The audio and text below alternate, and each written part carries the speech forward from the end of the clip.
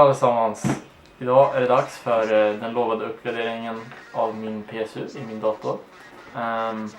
Den här Corsair RMX 850X är ett modulärt nätaggregat. Det kommer passa jättebra med min dator och det kommer få den att se mycket mer ren ut på insidan. För man kan slippa ha de kablarna som man inte använder liggandes. Man kopplar helt enkelt bara in dem man behöver här och drar dem dit man ska ha dem. Vi ska visa er lite hur vi kommer dra kablar och få det att se bra ut till datorer när vi bygger dem.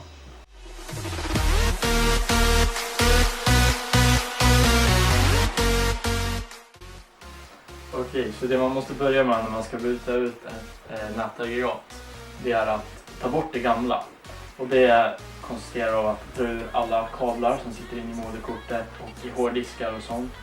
Dra loss de kablarna ur där de sitter och sen lyfta ur det gamla nätaggregatet. Så det ska vi göra nu.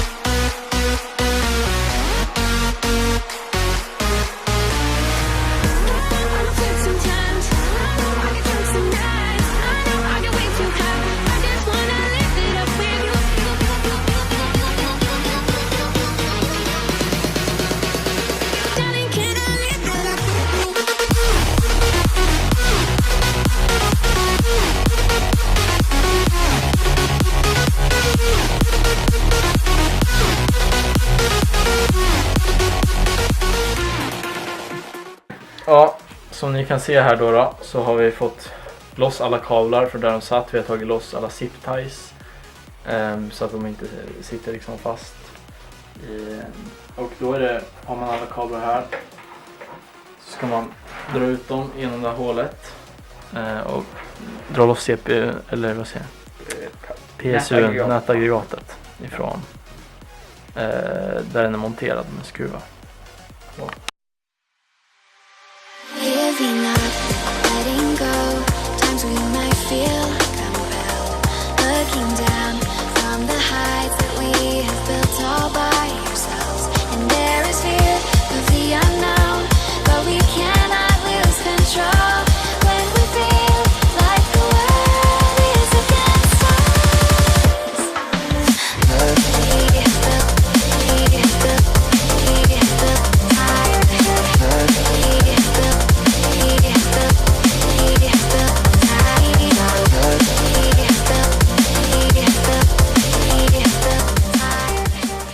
Så här får ni då se den kabelröran som man får om man inte har modulärt nätaggregat. Och det är ett bra nätaggregat, det är ganska bra, men det är mycket bättre modulära för att det är både för luftflöde och utseende så är det mycket bättre. Okej, så nu ska vi unboxa det nya nätaggregatet då. Den kommer passa in här, det är standard ATX PSU och det är också en sak när man bygger en dator, så det var lite förvirrande med olika saker. Just nu är det ganska standardiserat, men för ett tag sedan så var det extremt jobbigt. Men det är fortfarande lite, om du har en gammal dator som du vill uppgradera eller om du har en förbyggd dator så kan det vara någonting annat. Då kan det vara jobbigt att förstå vad det är själv.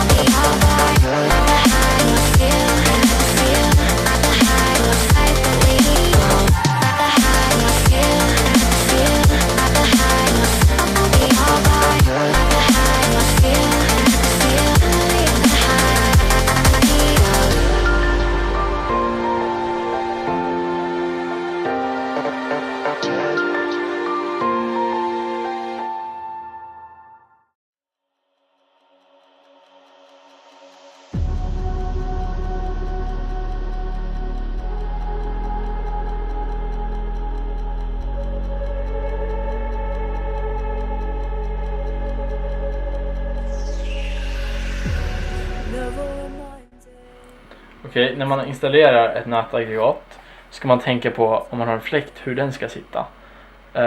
I mitt chassi så har jag filter på botten, så då kan jag sätta fläkten neråt. Och det här är bra eftersom att då slipper den här fläkten slåss med grafikkortets fläkt som sitter ovanför här. Vilket gör att båda får optimalt luftflöde.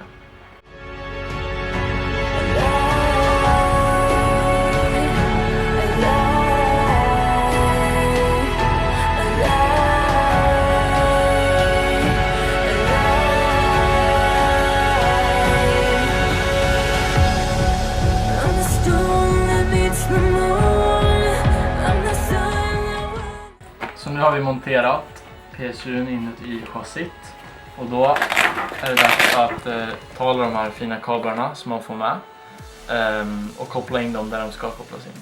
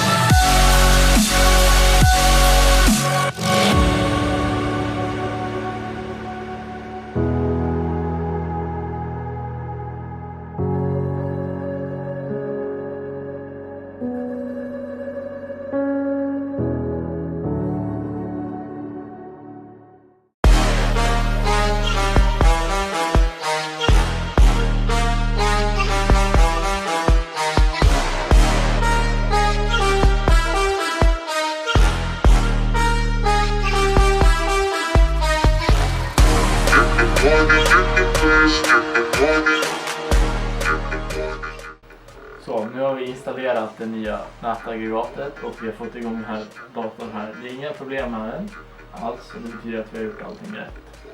Det problemet vi hade när vi höll på att installera den här, det var att chassit jag har är inte fantastiskt för att hålla på med cable management och få kablar och dra sig snyggt ut.